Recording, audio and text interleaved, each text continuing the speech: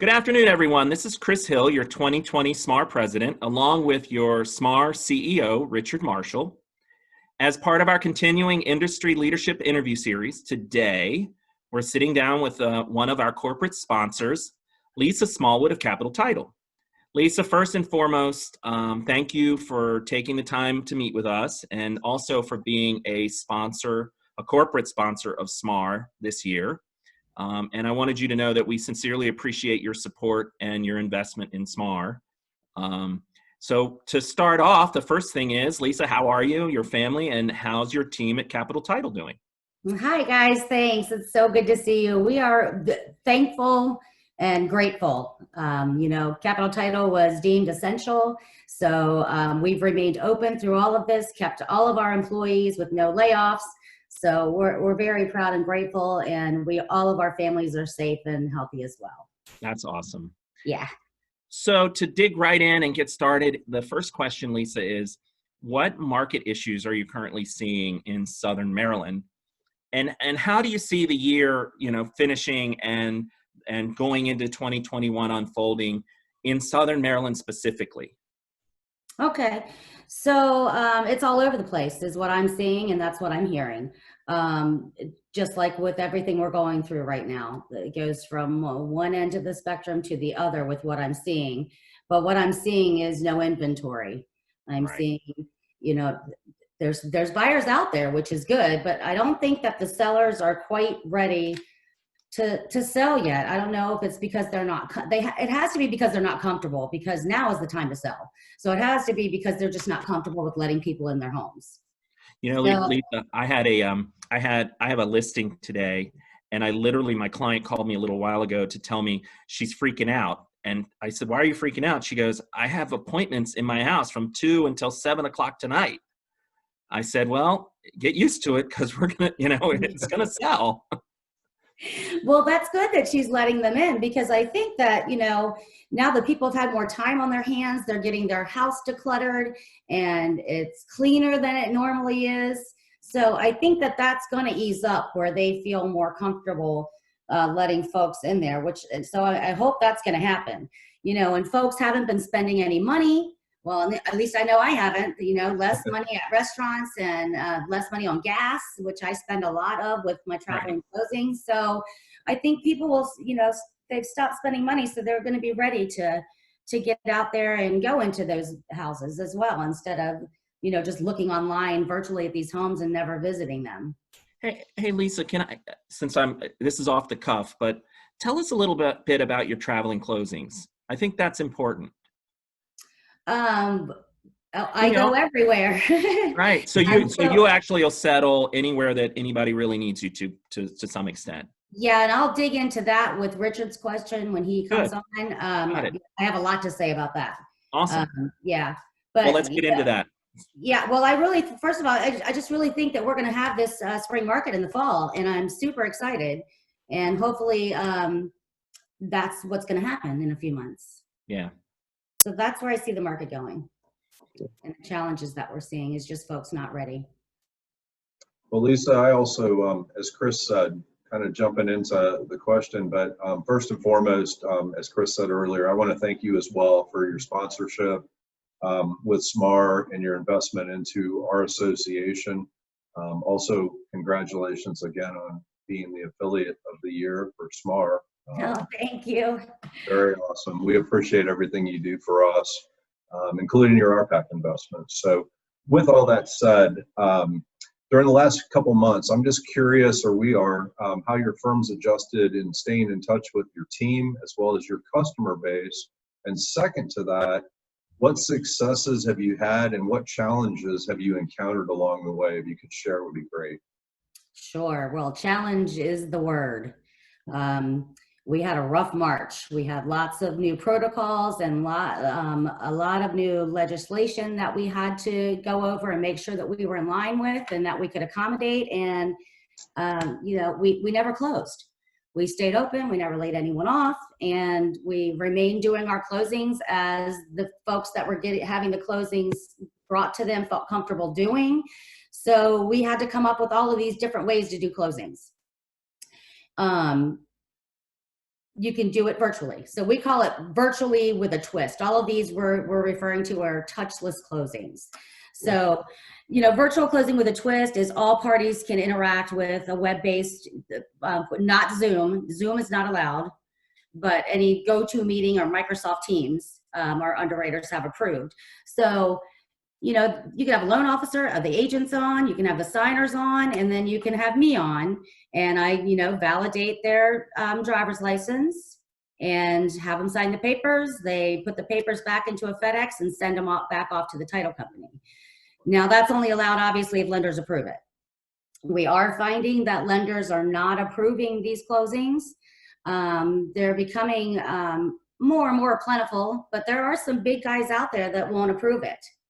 So, you know, when that happens, we can do them live in the office. I still, the most of my closings that I've done through all of this have been live. We just ask the agents to stay, you know, to stay away, and we have them let us know if their clients or the signers we refer them to were having any symptoms, and if they weren't allowed to come. But we welcomed them, we social distance, we had our masks on, and they would have their own set of papers that they would sign, and I would just follow with them. They'd stick the papers back into an envelope, leave it on the table, and then off they go.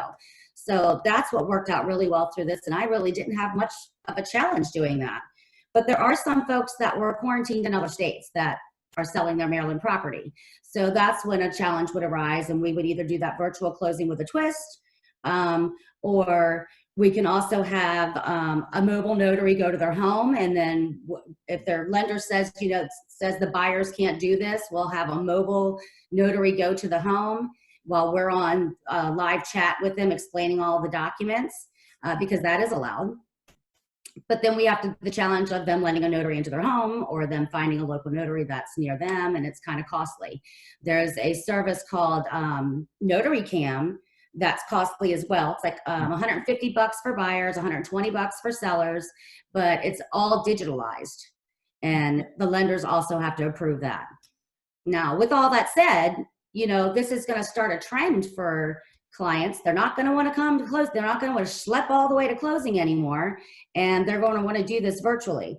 And you know, the underwriters have the upper hand in this. The underwriters at the title insurance companies are the ones that are going to regulate this, and who knows how long they're going to allow these virtual closings. They might put the hammer down and we're all back live and doing things normal, but I don't know. We just have to wait and see what happens. Wow. Yeah. Yeah, so I mean, yeah, I guess that's one of the many challenges we've had, and you know, this is all part of change and adapting to change. And as you know, that's kind of essential in real estate for survival and success, right? That's absolutely right. Yeah. So is there anything you could share from what you've learned in the last 2 months that may be helpful to our members of SMAR? I would say just definitely bring the conversation up about their actual settlement. Something that you don't really think of until the last minute.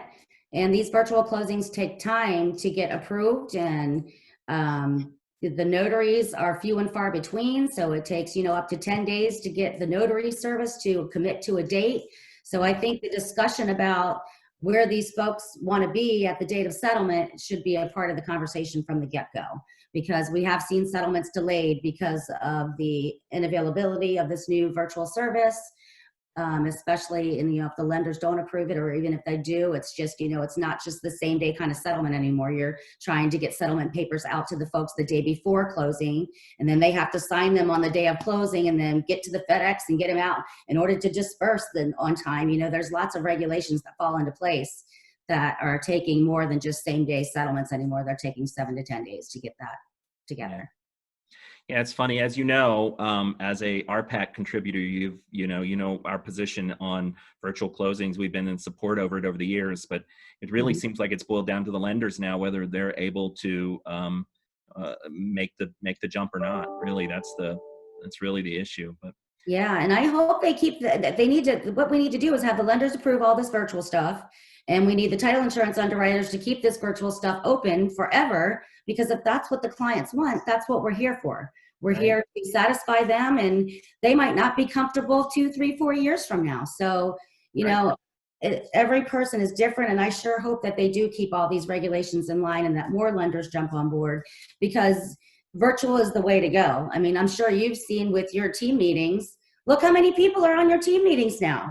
Right. It's insane. Right. You know, we're doing all these things to keep engaged with our agents. You know, we're doing weekly title talks, which you can find on our webpage and on our Facebook page. But every week we're doing subjects with title talks with different managers and attorneys throughout the company. And then we're still doing our Zoom where we were scheduled to teach classes for continuing education. We're Zooming those.